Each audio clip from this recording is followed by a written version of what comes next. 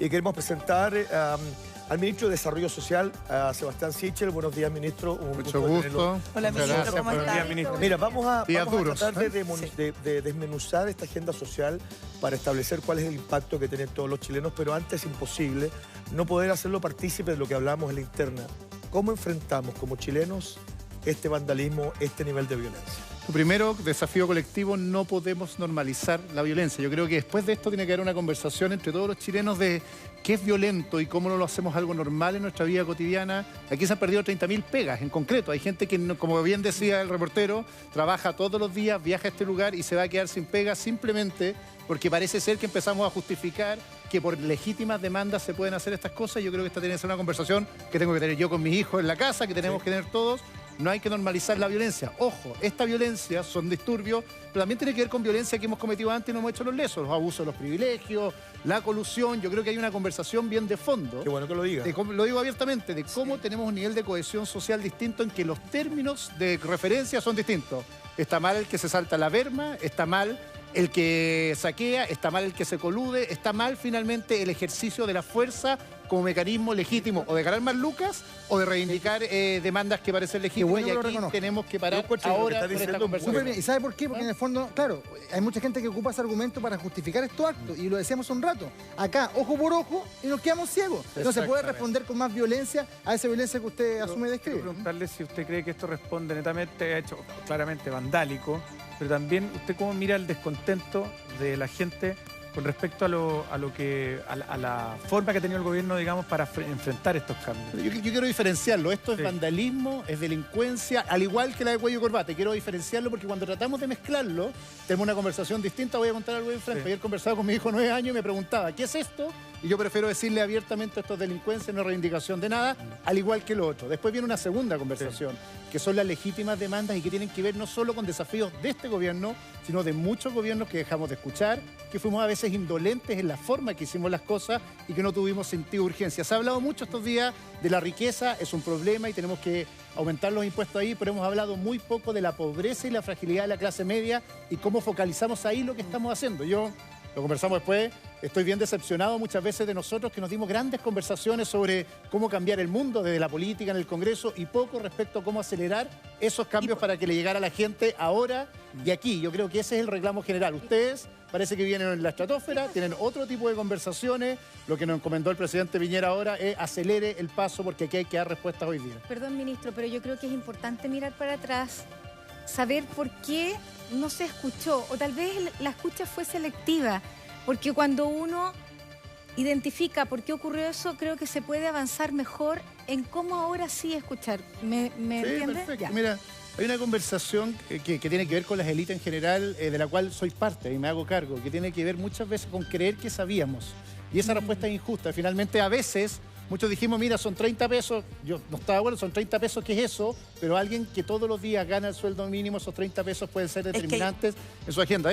Solo ahí, Diana, para terminarlo es, y esa conversación nos corresponde a todos. Hace pocos días vimos un empresario que dijo, voy a pagar 500.000 pesos a todos mis trabajadores, y yo me preguntaba, bueno, ¿por qué recién nos damos cuenta de que 500.000 pesos para empresas que tienen grandes utilidades no debería ser un mínimo ético para las empresas en Chile? A eso me refiero de las distintas visiones que hemos tenido, todos los que estamos acá en esta mesa, de tener conversaciones que parecen de otro planeta. Hay dos planetas. La conversación en que vivimos nosotros, que tiene que cambiar, y la conversación del ciudadano común y corriente, que tiene otra calidad de vida y otras necesidades, y quizás había que escuchar mucho más, y no supimos escuchar porque creíamos que sabíamos. Es que ahí hay un punto importante que usted toca, ministro, porque se le ha criticado mucho al gobierno esta desconexión, ¿cierto?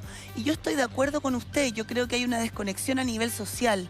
Yo también hice mi propia mea culpa, lo escribí en mi Instagram. Creo que es un deber no solamente de la clase política, sino que de todos. Mirar para el lado, la empatía, ¿cierto? Ver cómo podemos ayudar a la persona que trabaja para nosotros, por ejemplo.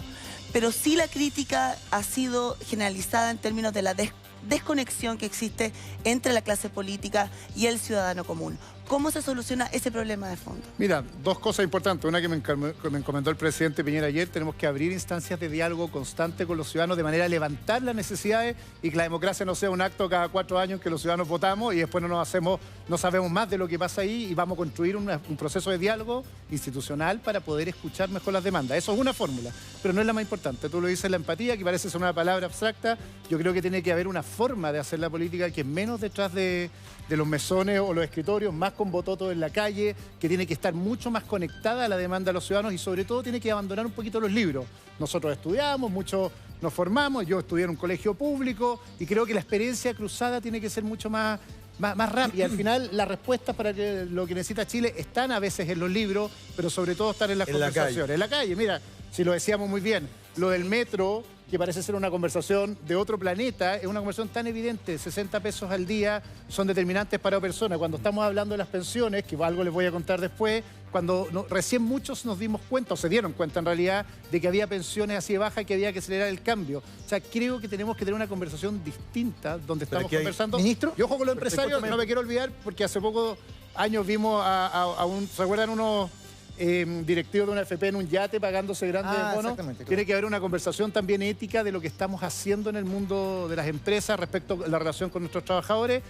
Lo único, Diana, que yo quiero aterrizar, es fácil en este minuto que todos nos empecemos a apuntar con el dedo. Mira, la culpa es tuya, la culpa es tuya, la culpa es tuya, la culpa ya esté de gobierno, que es algo que no me ha gustado como reacción en general de nosotros. La verdad, es bueno el mea culpa institucional y colectivo de cómo hacemos las cosas, y ojo, que es bueno el mea culpa también en el barrio, de cómo muchas veces conductas violentas chiquititas las perdonamos, como lo decía, como justificamos, mira, si está bien a veces sacar algo del almacén, y también las condenamos porque esos son los nuevos términos que tenemos que conversar. Ministro, ¿sabe qué? A mí me gusta el énfasis que usted le pone a la autocrítica. Me parece que es algo que ustedes han estado al debe, porque la gente lo necesita escuchar.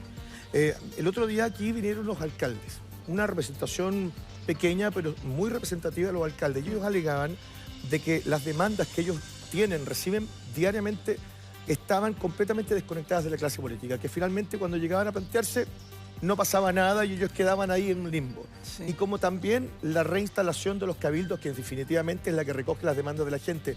¿No cree que también es parte de las soluciones que hoy día plantea la gente? De volver a conectarse desde ahí, por ejemplo. 100%. Era conversado harto con el alcalde estos días, hasta tarde, anoche, con el alcalde de Licantén, que nos estuvimos whatsappeando, que era parte de la conversación. Mira, en lo local se sabe mucho mejor cómo está el territorio. Ojo que también los alcaldes tienen que comprometerse más en el territorio, algunos sí y otros no, pero creo que la institucionalización de la conversación, del diálogo, tiene que ser una regla de las democracias modernas. Si lo loco es que nos acostumbramos a esta democracia representativa, que es súper importante, que es elegir representantes, pero que de repente los representantes se desconectan en lo cotidiano de lo que pasa en la calle. Sí, entonces, tenemos que cambiar esa lógica. No puede ser que la democracia sea votar cada 4 años, sino que en la medida que la agenda pública se fije por esa conversación, tenemos una oportunidad. Vamos al tema de la agenda social. Vamos. ¿De qué manera, ministro, usted la tiene difícil? ¿A quién va a beneficiar? ¿De qué manera se van a acercar también a la gente? Mira, lo primero, lo dije antes, nuestro problema en Chile tiene que ver con la pobreza y con la fragilidad o la clase media cristal. Gente que de repente salta de ingresos, pero se queda sin pega, tiene una enfermedad catastrófica y vuelve a la pobreza, y es mucho más trágico, porque cuando lograste salir de la pobreza y vuelves a la situación inicial, lo sientes mucho más fuerte. Entonces, ¿se van a enfocar ahí? La agenda social que propusimos se enfoca exactamente ahí, transferencias que van al bolsillo exactamente de las personas que hoy día más necesitan esas transferencias. Ya, pero ahí el tema, ministro, disculpe que lo interrumpa. Está claro, imagino que ustedes lo tienen como diagnóstico, que la gente no ha caído esta agenda social como suficiente. Al contrario, insuficiente. Por ejemplo, con el tema de las pensiones. Se ha hablado de un 20% de aumento en las pensiones de pensión solidaria, ¿verdad? Básica solidaria. Eso en rigor para una pensión mínima de 100.000 pesos significa 20.000 pesos. Entonces, ¿cómo no junto con eso no se proyecta en el futuro un cambio en el fondo de pensiones más estructural?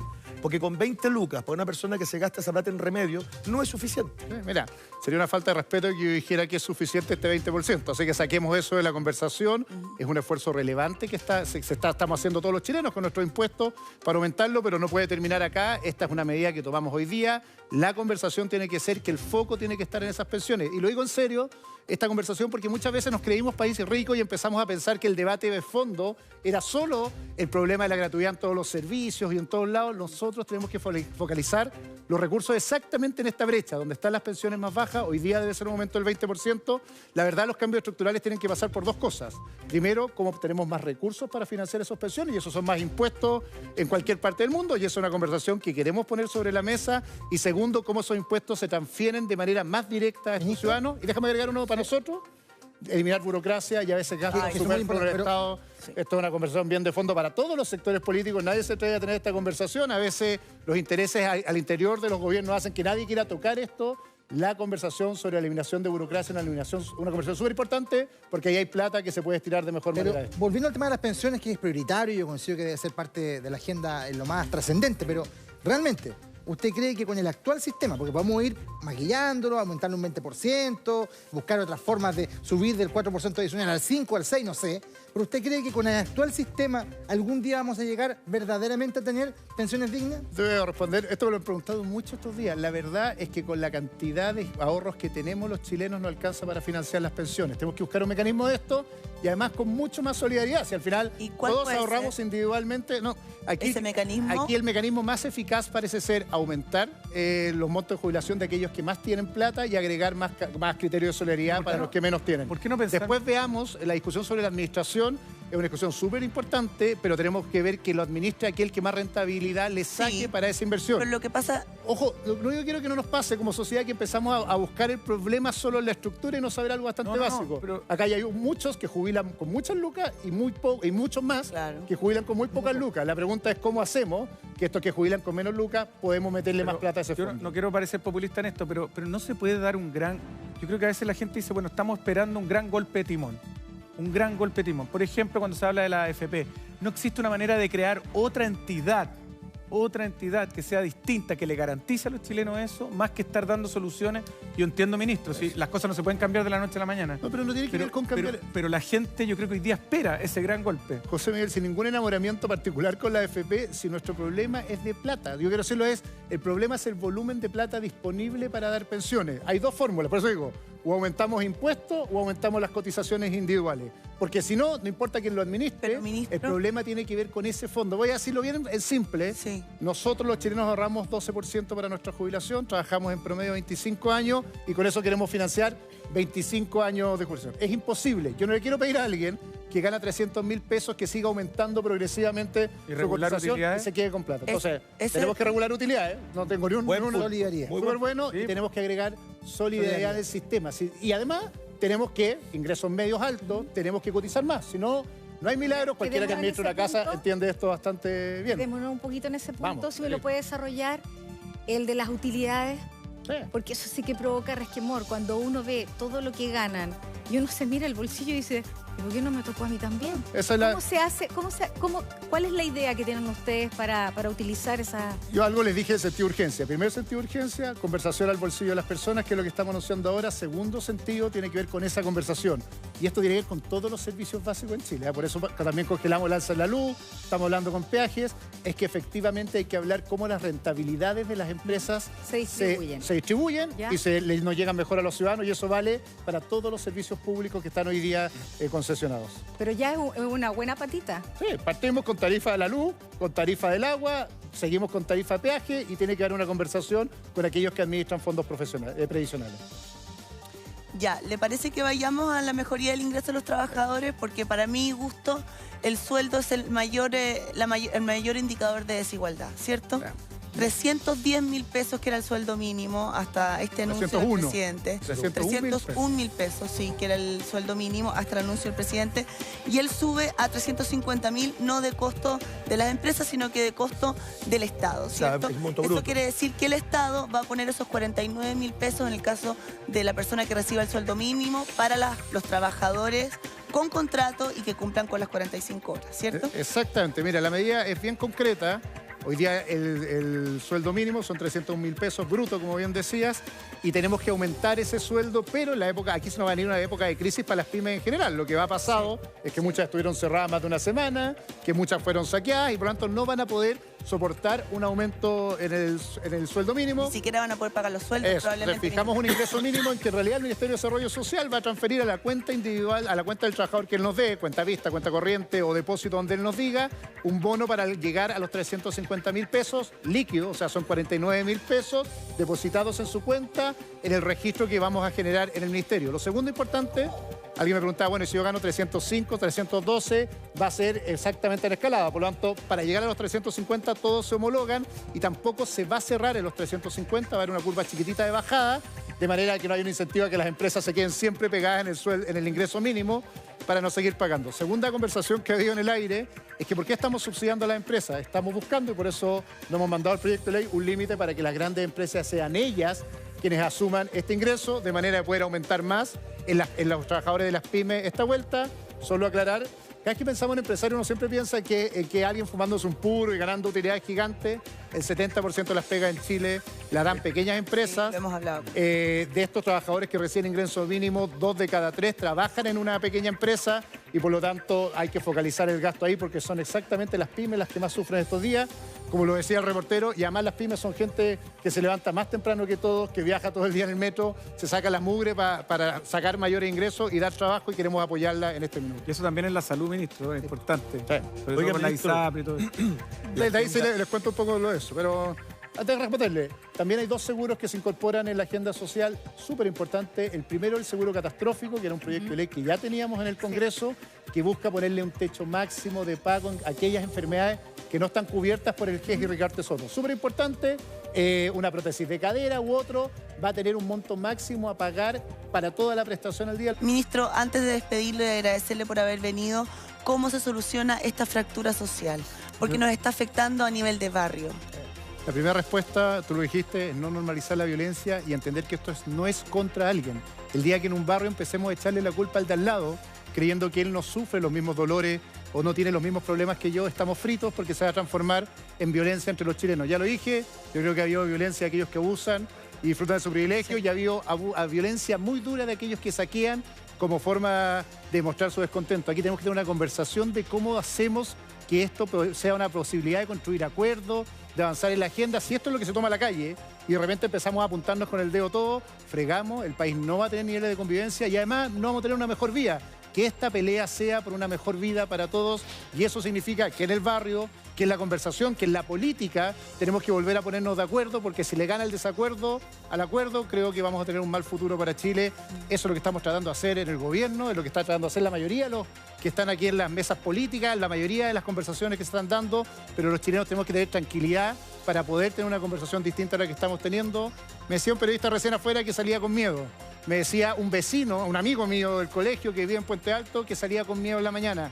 El miedo no le puede ganar a la posibilidad de construir acuerdos y conseguir logros para Chile. Si el miedo gana, perdimos todos, perdió Chile. Ministro, ojalá que las demandas populares se sigan escuchando en el gobierno. Le agradecemos la presencia.